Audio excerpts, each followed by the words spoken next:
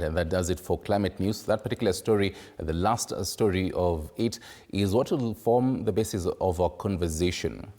Just generally taking a look at the conversations happening at the Conference of Parties 30 in Belém, Brazil. These conversations began on Monday. They head all the way up until 21st of this month. Quite a number of conversations and countries there, for both from developed countries as well as even from the global south, having such conversations and remarks from US President Donald Trump saying climate change is a hoax. But is it really? And how do these remarks shape this very, very important yearly conversations of the Conference of Parties?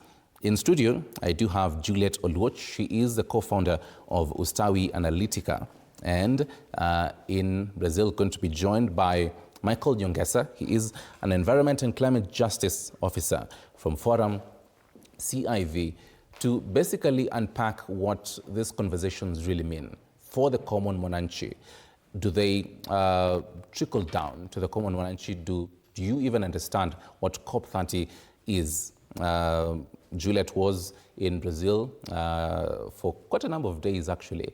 Juliet, I'll start from there, even as we wait to be joined by Mr. Nyongesa.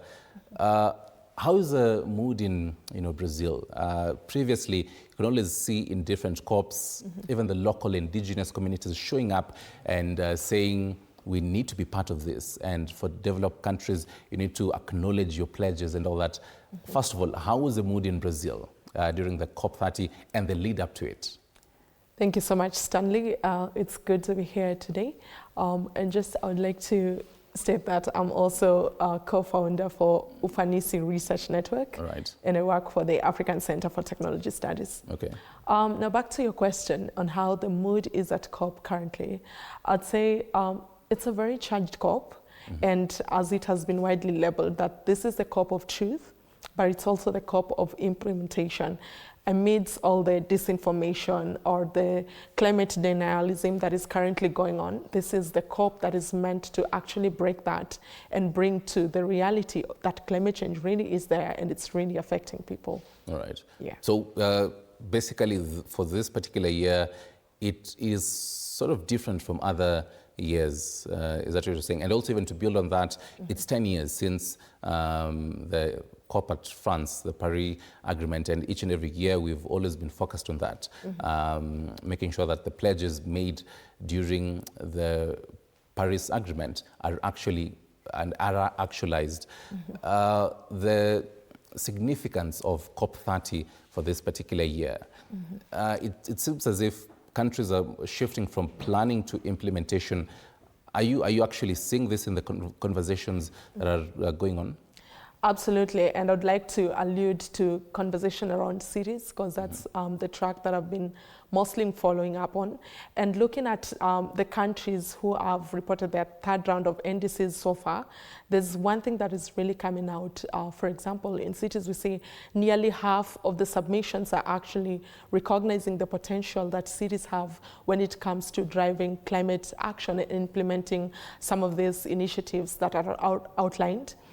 We've also seen that about 75% of the 78% of all the NDCs submitted have actually recognized, informality and housing as very urgent when it comes to climate planning.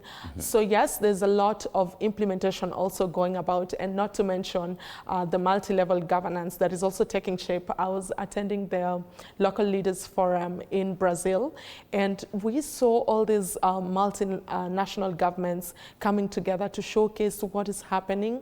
And I think that's also very important because, like I said, this is also the COP of truth as much as it is the COP of implementation.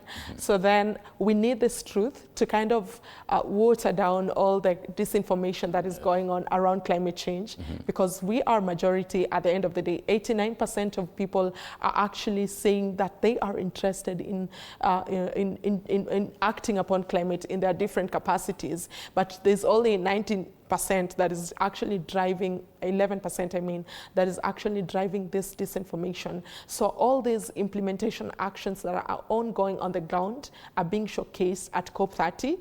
And the example of cities is just one of the things that I've alluded to, but there are so many things that are currently happening, which is quite hopeful, at least for the first week. All right. Yeah. And speaking of truth, and in the spirit of trickling down this information to the common Mwananchi watching us this evening, in simple terms, what really happens in different COPs? Why do we have them every year? Why do we have every promise every single year?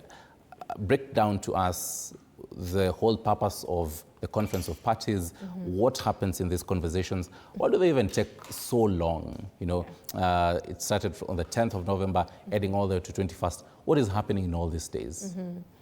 Yeah, that's a good question, and thank you so much for the question. So, all right, there's a lot of things that's happening at COP, but just to break it down for the sake of our viewers who might not be familiar with all these complex processes, first I'd start by saying that climate change is an issue. It affects everyone. And it's as simple as, you know, changes over time that we have observed maybe 10 years ago. We didn't experience, you know, drought in some areas, but it's happening now. So that's climate change in essence, in very layman's language. Why is the COP important? This is a place, it's the meeting where decisions are made that will affect them. And this would also determine whether they will get alternative solutions. That farmer in the village is now, you know, struggling with drought and everything. This is a COP, this is a forum where people will actually sit down and say, okay, we are going to sit and reverse this. And how are we going to do it?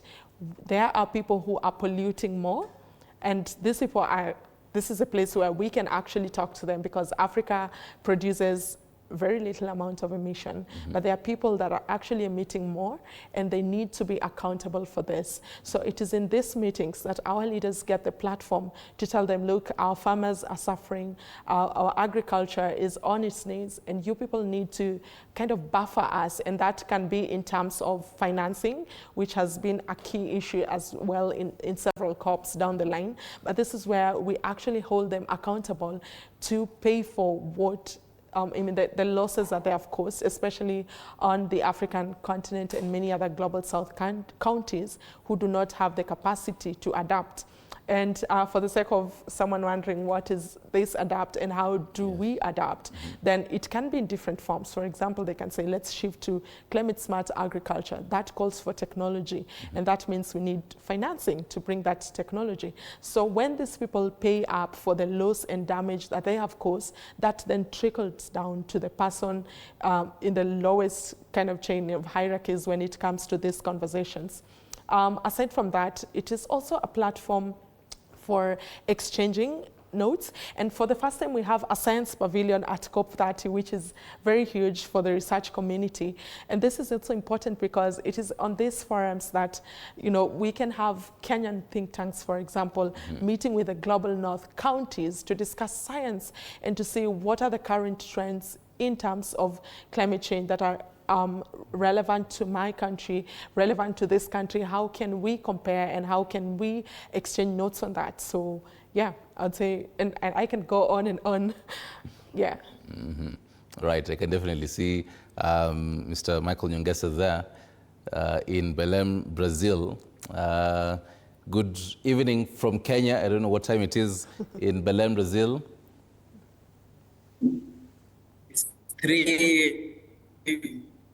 It's 7 minutes to 4 p.m. here in Belém, Brazil.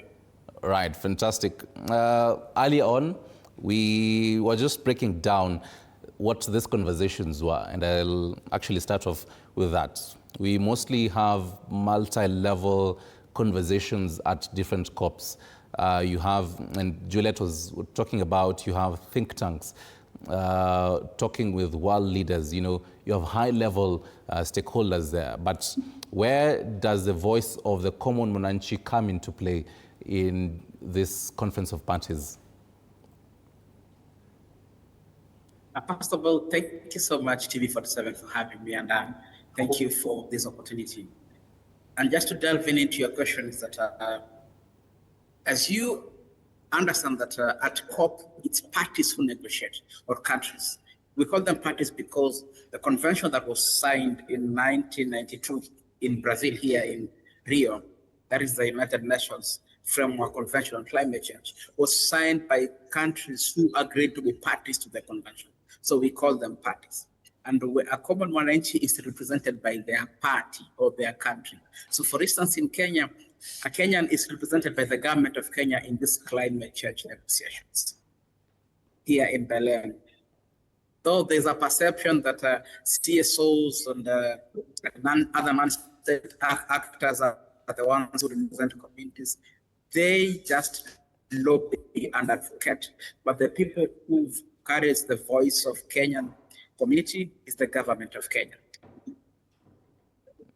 All right. So Mr. Nyongesa, so that would mean that prior to these conversations happening in different conference of parties, the local government, and not only even in Kenya, but even in different countries, gather the voices of the people so that when they come to have these deliberations, they are speaking from a point of knowledge of this is what the people on ground are saying.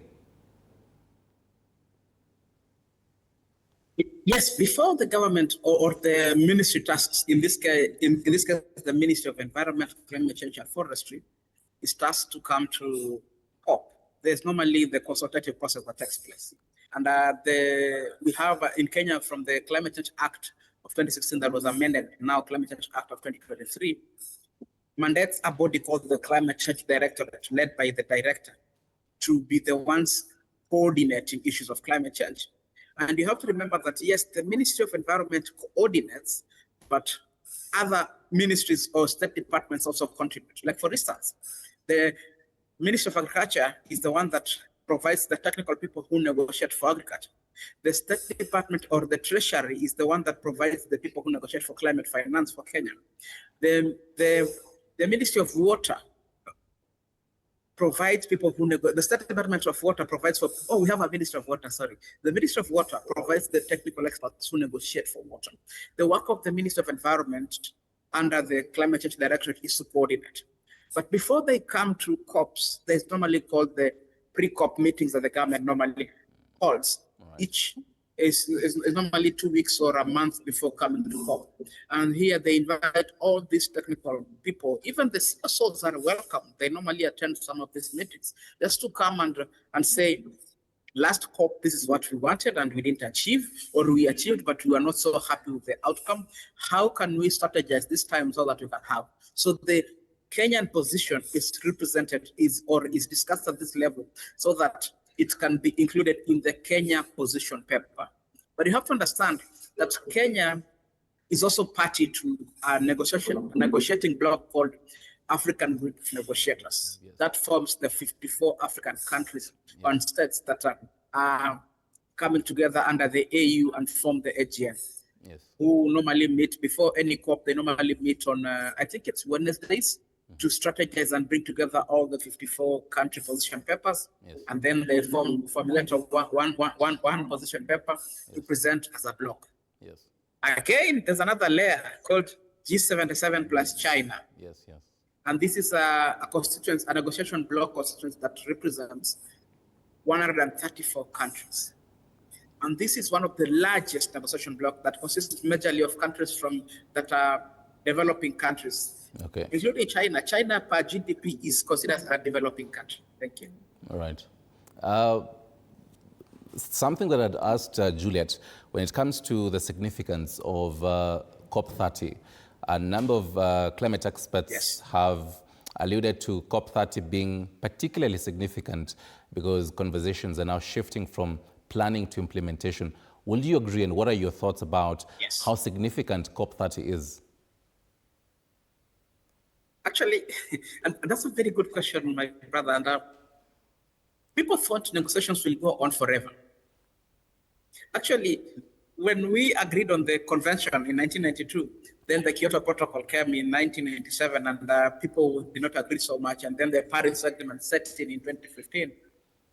the purpose of the negotiations beyond the Kyoto Protocol period and the Paris Agreement is to ensure that any contentious issues or articles that were not were seen to be not so agreeable to all the countries will meet together, discuss, and then when we agree, now we have a clean document or methodologies and or registries or whatever thing that is going to enable us to start implementing the aspirations of the Convention and the Paris Agreement. Remember, the objective of the Paris Agreement is clearly stated.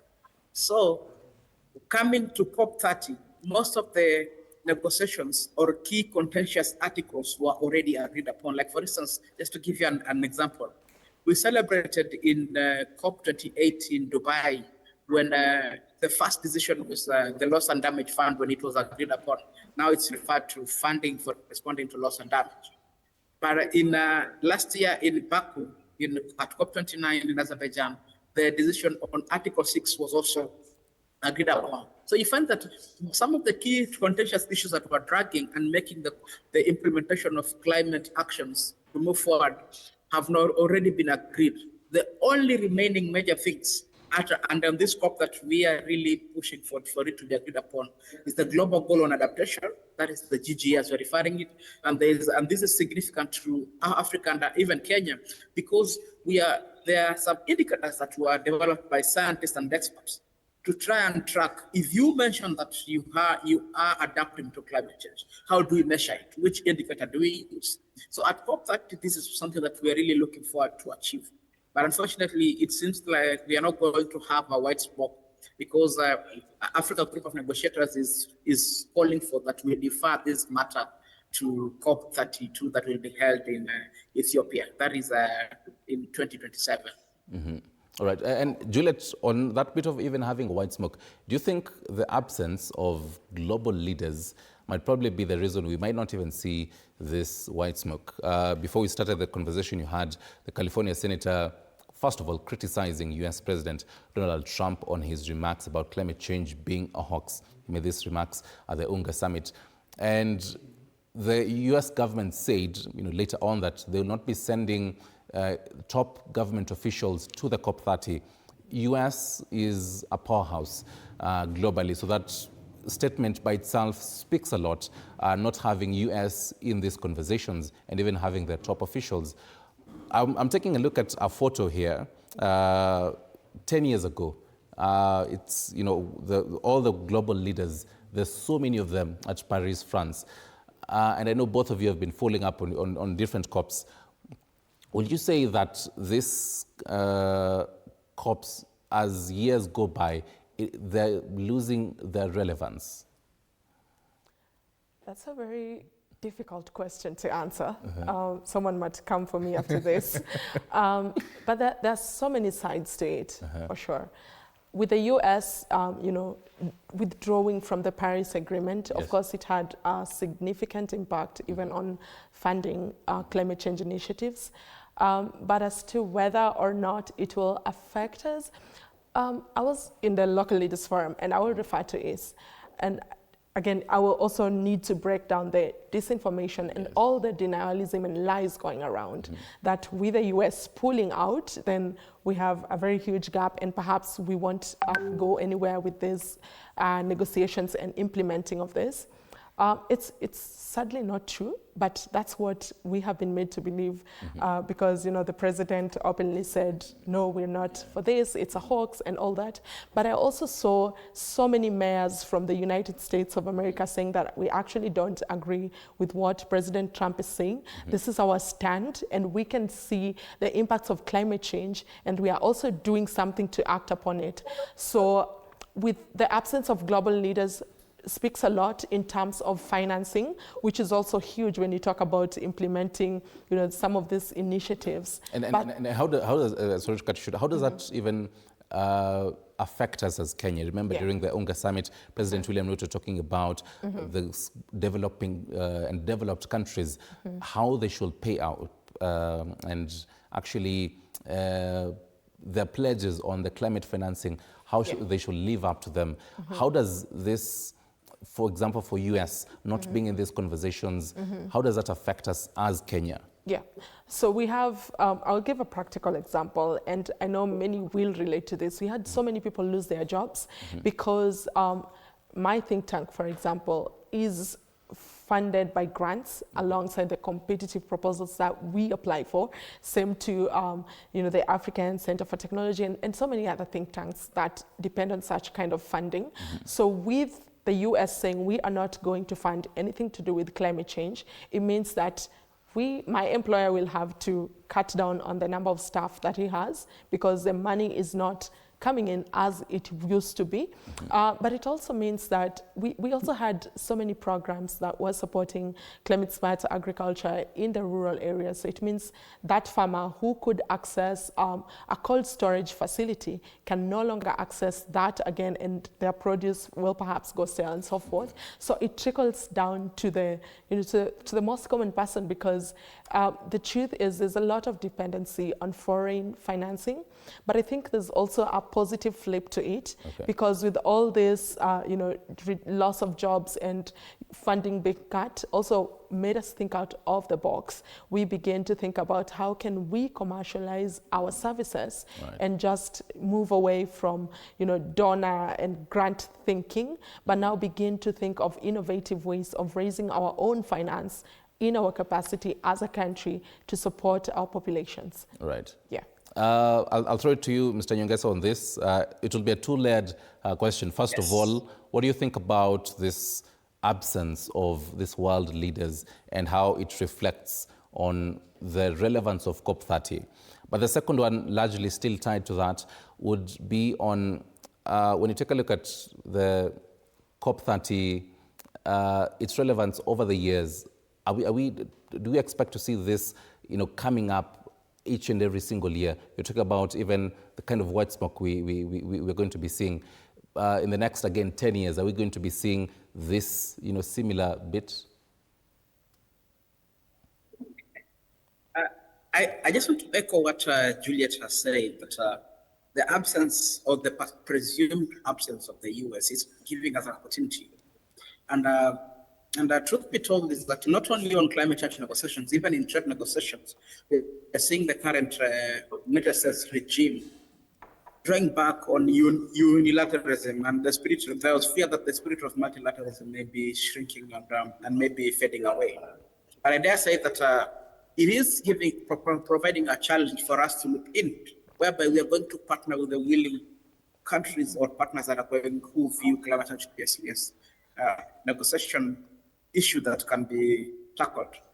And this is not new, because US was more of a passive partner in these negotiations, because remember the Kyoto Protocol, they refused to sign it because they said that they cannot be party to an agreement that is going to render their hydrocarbons of their coal and oil and gas industry not to be competitive.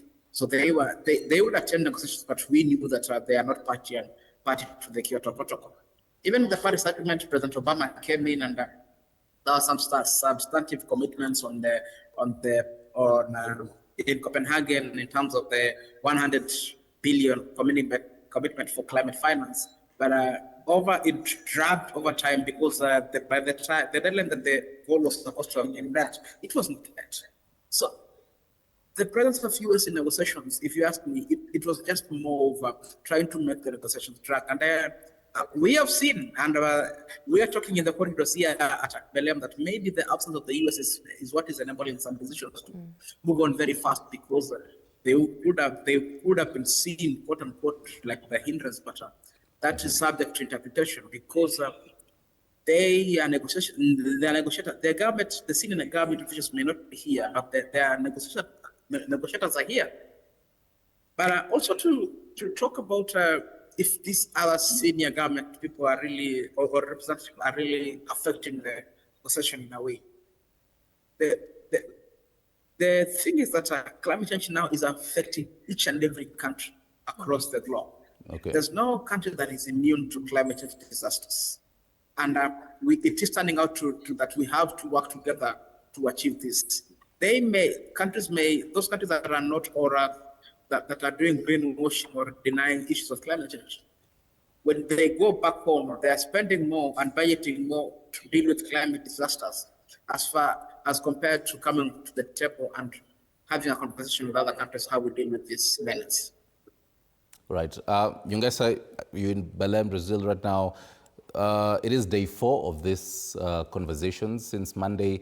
Paint us a picture of what is happening right now in Belém, 4 days in. Have the conversations heightened, or again, as you're saying, to some level, you find the politicizing of these climate talks would lead to the dragging of, again, the talks. So what is the situation like in Belém, Brazil, as far as the conversations are? My brother, the key agendas that we were looking forward to this COP was the GGA, the Global Goal on Adaptation, like I said prior. The Gender Action Plan is also something that we are looking forward to achieve. We are looking forward to achieve in this COP. Other key agendas like the NDCs 3.0 that countries, the national determined contributions that countries have submitted, and we are just trying to aggregate and discuss the report and see is the collective goal, if we aggregate all the targets of all countries, helping us achieve the Paris goal, or are we far off, and how do we do that?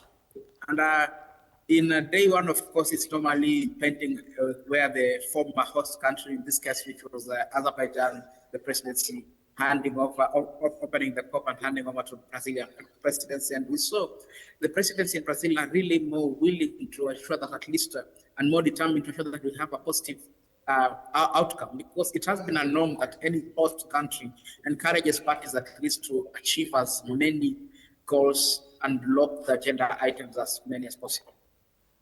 But from the look of things, from a negotiation point of view, that the only agenda item that has been dragging, and we came to COP very ambitious and very enthusiastic about, was the global goal that it's turning out to be like is not going to be agreed upon, because the European Union and other national bloc are not supporting what Africa Group of Negotiators is saying, because Africa Group of Negotiators is saying that those indicators need some things need to be refined and added, and we need not to at least adopt them just as they are. Then the Gender Action Plan. I think there's good progress that is being made, and we are yet to see tomorrow, because tomorrow is certainly the day that we need to see how the subsidy, because week 1 is normally the subsidiary policy. Mm-hmm. If they agree, then that decision is adopted. But if they don't agree, that decision moves to week 2, where now it becomes the high level. The ministers and the heads of state will be available to help pan out the issue. So from the CSOs and the activist point of view, we saw was it on Wednesday, where the indigenous people forced their way in and even overpowering the security of the UNFCCC, of the UN, to access the plenary. It's something that has never been had before. And this is because there was some misunderstanding. They were promised budgets so that they could access the venues and see and attend some side event and also attend the negotiation. But it's like the process was going a bit slow, so they really overpowered, and the negotiation was dealt with, leading to security being beefed up and everything. So I'll say that we are at the home of the indigenous people, and that is because Belém is in the Para, which is a para state, which is in the Amazon region. Yeah. And most of the indigenous people here feel like this is the place where our voice needs to be heard heavily. And if you see at the COP, we have a heavy presence of indigenous people, and even the influence in terms of the pavilions, the agenda being discussed and everything. Mm-hmm. So I can say that we have a blend. It's a comme-si-comme-ça situation whereby 50-50, whereby as an expert, I foresee that it's not going to be a failed COP, because there are some things that have already been agreed upon, plus also the agenda is not so heavy to say that it's going to. So let's wait and see by the end of week 1 what is going to be agreed upon. So even as we wait and see, there's something you mentioned, and Juliet will help me unpack this, and even for the viewers, you're so passionate about the indices. For the viewer, these are the nationally determined contributions. Basically, think about it in this sense. You have a list of things that you promise that you're going to do, and you're going to be reviewing them, after every for this case, after every 5 years. That's the layman's term of it. Yeah. Now for this, and we're going to particularly talk about Kenya. I think this was the third? Yeah, the third NDC that we now renewed. Yeah. A review of our first and second, were we able to achieve it? And your take on our third, NDC, the details, in this particular NDC, even for the viewers to understand what is detailed in this nationally determined contributions for Kenya. Yeah, so in 2016, 2017, we said we're going to reduce our greenhouse gas emissions by about 30%. And then in 2020, we said we'll move them to about 32%. And now in 2025, we are talking about 35%. Have we made significant reduction? Have we achieved what we said we will? The short answer is no, at least for the most part of it. And it's a very complex answer. There's a very complex reason behind why we haven't been able to achieve it. And I think the obvious reasons that we've had in these negotiation rooms is we do not have the capacity in terms of, technology transfer, in terms of financing, in terms of the right expertise and skill set to be able to have and reduce our emissions, the greenhouse gas emissions, by the percentages that we are talking about. So no, we haven't been able to meet most of these targets we have outlined in the NDC. And NDC 2.3 is also very quite ambitious, I would say.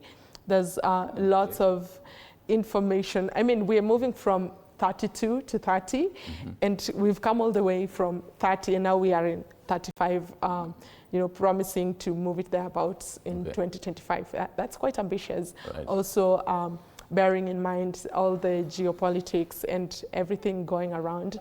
But like we mentioned, the disinformation is doing a lot of advantage when it comes to innovation. We talk about challenges of skill set, we talk about challenges of financing, but we also see major countries like the US pulling out of the Paris Agreement. So that only leaves us with one choice. What are the alternatives? If we have to achieve this by 2050, what can we do within our capacity as a country to get to that point? And I think that's the direction that Kenya is taking with the, the third round of the NDC that we have supported. But also allude to what Michael said, we are still going to work with the parties that are willing to pay up for this L&D, but we are not banking on this kind of financing to do all that we need to do to have or reduce our emissions to the required levels. And interesting you say that, because during the UNGA summit, President William Ruto said that Kenya needs about 56 billion US dollars to implement its new NDC. What are your thoughts on this? You call it, ambitious. Yeah. But the president says we need this amount of money to actually implement this new NDC. So this means that this money is going to be broken down to what will actually be implemented. And key among that, even for his agenda, just making sure that by 2032, increasing the tree cover, it is also part of the NDC, has been, been in different NDCs for the past 2 NDCs. What are your thoughts on this particular figure, the 56 billion USD? All factors constant, I think it's possible if we rethink our governance systems, because I believe our problem really is not just financing, but it's also in the systems and the structures that we put out when it comes to handling this finance. Are we ready for the 66 million? Should they say, okay, here it is, can we use it effectively? Are we built the structures to ensure that this money will be accounted for to the last cent? So what do I think about this figure? I think it's attainable, but there's a cap to it. We need to rethink our governance system if we are going to achieve this. And I love the 3 planting initiative stuff, because it's very interesting. And someone from my village was asking me, so do we just get random trees and plant them? And I think before we even think about financing, we need to think about knowledge and climate education at the local level, because we cannot just be implementing all this at the very high levels, but it needs to trickle down. And I think it will apply to the financing aspect as well. We need to ready ourselves to be able to handle this money when it comes to us. And now back to reality. So that is me imagining us having a good governance system and all that. Are we going to get the 56 million that was mentioned? Billion, actually. Yeah, it's not true. Maybe not now. Maybe we will, but certainly no. But then we can do something. I mean, we need it to get to to achieve 100% of what we have outlined in our third round of NDC. But I still think we have a lot of capacity within ourselves as a country to mobilize. And I'm probably overemphasizing this, because what we need to do is shift from this donor dependency mindset, because that's what is making us stuck as a nation. And I think that is also making so many other African nations be stuck. So with or without the 56 billion shillings, that will make the NDC 2.3 100% achieved. Right. I think we can do something with what we have at the moment. Nyongesa, let's talk solutions. And both of you are amazing climate negotiators. You're in Belém right now, continuing these conversations. When you hear this figure here, 56 billion US dollars, to implement our new nationally determined contributions, and in the next 10 years, that's going to be 2030, we're going to be again saying this is what we did as a country with the 56 billion US dollars.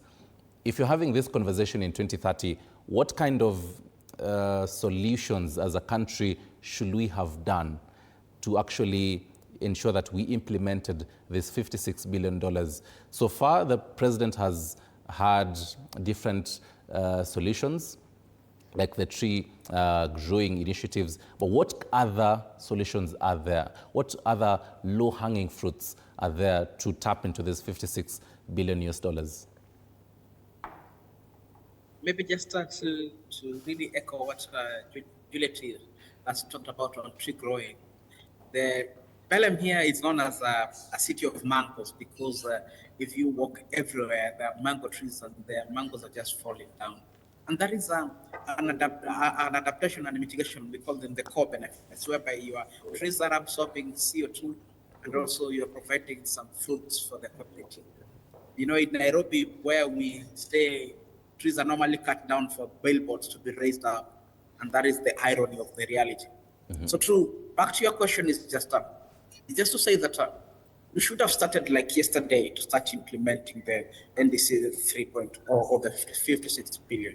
That is in 2030 when I look back, because the sheer amount of disasters in terms of the severity is going to increase. I can assure you that. Because even if we plant those 2 billion trees, they're not going to grow within a day or a year. They need to be taken care of and nurtured so that they can grow in a span of 5, 7, 10, 20, 30 years, so that they can be independent and we start seeing the results in our ecosystem.